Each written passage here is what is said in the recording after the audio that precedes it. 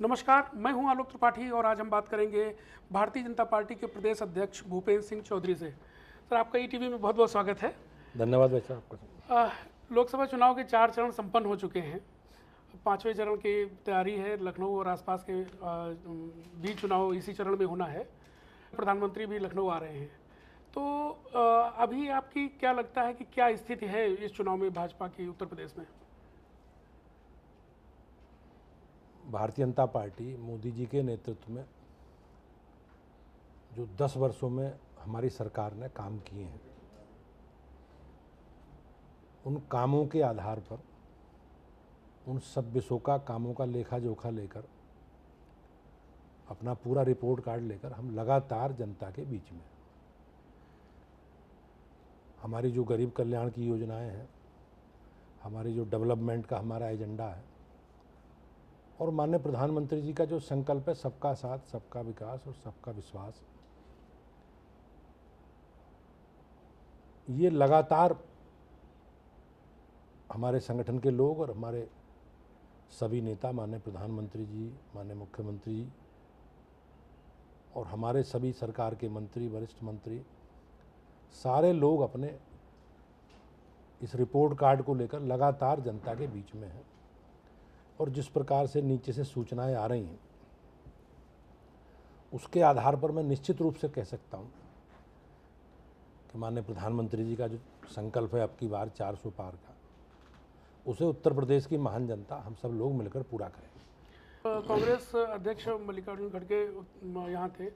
अभी उन्होंने press conference की अखिलेश यादव के साथ। उनका कहना है कि भारतीय जनता पार्टी 200 से ज़्यादा सीटें नहीं जीतेगी। वहीं अखिलेश यादव तो 150 सीटें बता रहे हैं।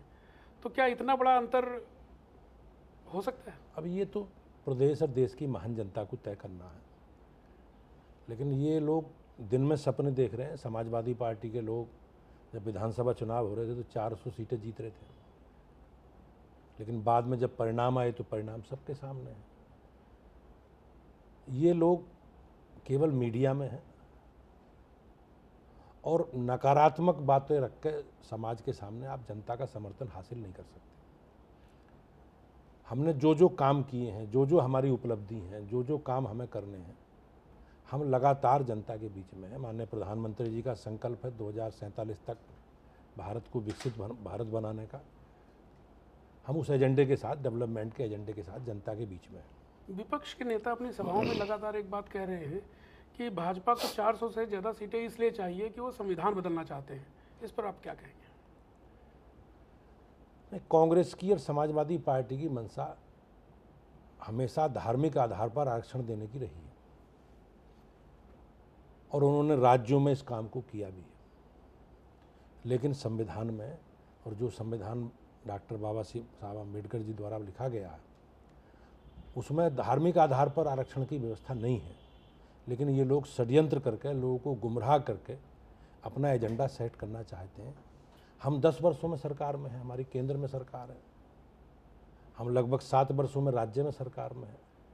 इस प्रदेश की, देश की महान जनता ने हमें इतना बड़ा जनादेश दिया है और हमारी सरकार, माननीय प्रधानमंत्री जी ने और सभी लोगों ने अनेकों अवसरों पर कांग्रेस के इस षड्यंत्र को, समाजवादी पार्टी के षड्यंत्र को बेनकाब करने का कई बार काम किया है। जहाँ तक आरक्षण का विषय, आरक्षण में ये लोग जातिवादी लोग हैं, परिवारवादी लोग हैं और ये आज अगर आप देखोगे तो समाजवादी पार्टी एक विशेष जाति समुदाय की पार्टी कही जाती है और उस जाति में भी केवल उनके परिवार के लोगों को अवसर मिलता है। कांग्रेस भी उनके परिवार के लोगों को अवसर है उनके। तो हमारी पार्टी, हमारी सरकारें गरीब, महिला, किसान, युवाओं की लड़ाई लड़ रहे हैं। हम उत्थान के लिए काम कर रहे हैं और ये अपने केवल परिवार के लिए काम कर रहे हैं। जो परिवार की आपने बात कही है, उत्तर प्रदेश में आपके जितने भी गठबंधन के दल हैं, वो सारे दल भी परिवारवादी दल हैं। तो एक तरफ तो आप परिवारवाद की बात आकर के आलोचना करते हैं, दूसरी तरफ ऐसे ही दलों को आप बढ़ावा भी देते हैं। एनडीए हमारा गठबंधन है, कॉमन मैनेजमेंट प्रोग्राम के आधार पर हमारा गठबंधन बना है और निश्चित रूप से सारे विषयों से वो हमसे सहमत हों ऐसा नहीं है। अगर वो सारे विषयों से सहमत होते तो हमारी पार्टी का जो एजेंडा है, हमारी पार्टी का जो संकल्प है, उसका फॉलो करते वो लेकिन वो उनका अपना दल है। लेकिन भारतीय जनता पार्टी परिवारवाद के, जातिवाद के खिलाफ है। और हमारी माननीय प्रधानमंत्री जी और हमारी पूरी पार्टी जो हमारी प्राथमिकताओं में है, हमारी प्राथमिकता में है गरीब है, किसान है, महिला है, युवा है, उसके उत्थान के लिए माननीय प्रधानमंत्री जी की और माननीय मुख्यमंत्री जी की सरकारें काम कर रही हैं। लोकसभा चुनाव की घोषणा के साथ ही जो है लगातार एक सिलसिला जारी है कि बहुत सारे दलों के नेता भाजपा में शामिल हो रहे हैं। निश्चित रूप से सबसे बड़ी पार्टी है, लोग उसमें आना चाहते हैं, लेकिन क्या इतने सारे लोगों के साथ आप सब लोग जो लोग भी पार्टी में आते हैं वो अपनी अपेक्षाएं लेके आते हैं, तो क्या इतने लोगों के साथ न्याय हो पाएगा? और आपके अपने जो कार्यकर्ता हैं उनमें तो कहीं कोई भारतीय जनता पार्टी एक विचारधारा से जुड़े लोगों का समूह है और विचार से जुड़े कार्यकर्ता हमारी एक ताकतवर संगठन हमें बनाते हैं। लेकिन हम बढ़ता हुआ राजनीतिक दल हैं और हमारे लिए माननीय प्रधानमंत्री जी के और माननीय मुख्यमंत्री जी के नेतृत्व वाली जो हमारी सरकारें हैं, हमारी विकास यात्रा है, हमारे काम हैं, उससे प्रभावित होकर बहुत लोग हमारे साथ काम करना चाहते हैं।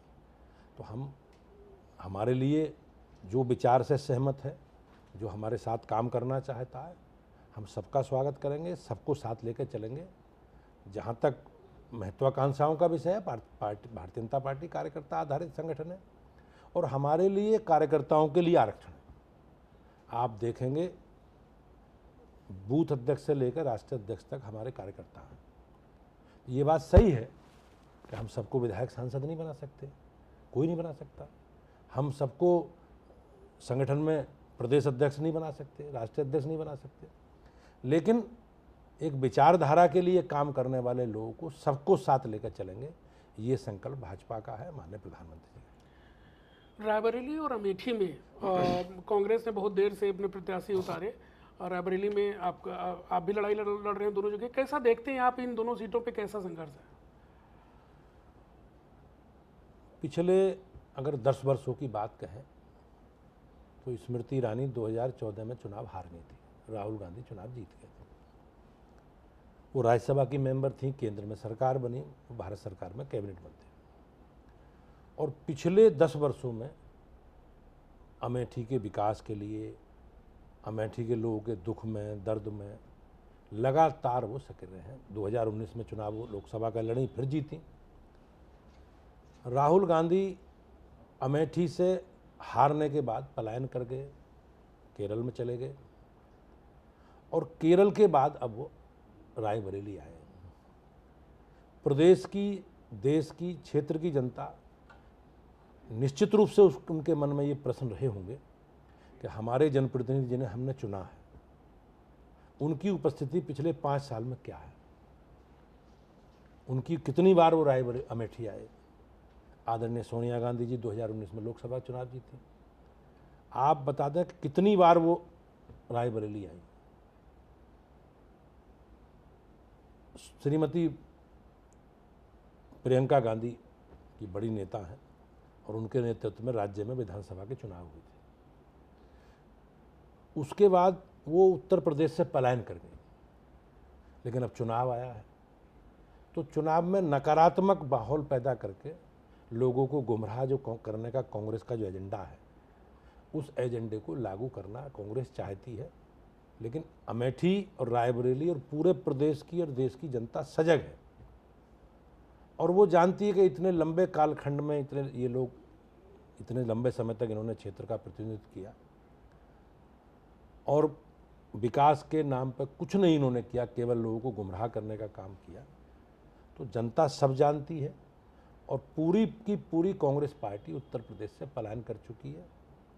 जब आप 4 तारीख को परिणाम आएंगे तो निश्चित रूप से जनता का मत हम सबके सामने आएगा। 2019 में समाजवादी पार्टी और बहुजन समाजवादी पार्टी का गठबंधन था, जिसके बाद बहुत कयास लगाए गए थे कि बहुत चुनावों में बड़ा उलटफेर दिखाई देने को मिलेगा, लेकिन ऐसा कुछ हुआ नहीं। इस चुनाव में कांग्रेस के साथ गठबंधन में है समाजवादी पार्टी। आपको लगता है कि स्थितियां पहले जैसी होंगी या कुछ बदलाव आएगा?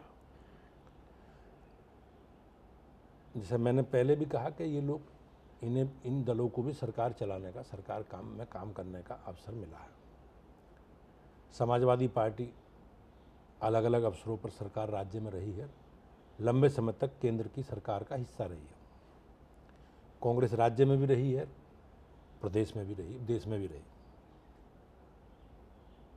किस प्रकार की लूट खसोट, सरकारी योजनाओं में भ्रष्टाचार और जितनी भी लोक कल्याणकारी योजनाएं सरकार की होती थी उसमें किस प्रकार से भ्रष्टाचार होता था और कोटा परमिट प्रणाली में किस तरह कांग्रेस के लोग संलिप्त रहते थे। जिस राशन की बात अब फ्री देने की बात कर रहे हैं, कांग्रेस ने गरीबों का, समाजवादी पार्टी ने जो गरीबों को राशन मिलता था उसे भ्रष्टाचार करने का काम किया, लूटने का काम किया। आप गांव में जाओ पीछे कि हमारी सरकार बनने से पहले किसे राशन मिलता था।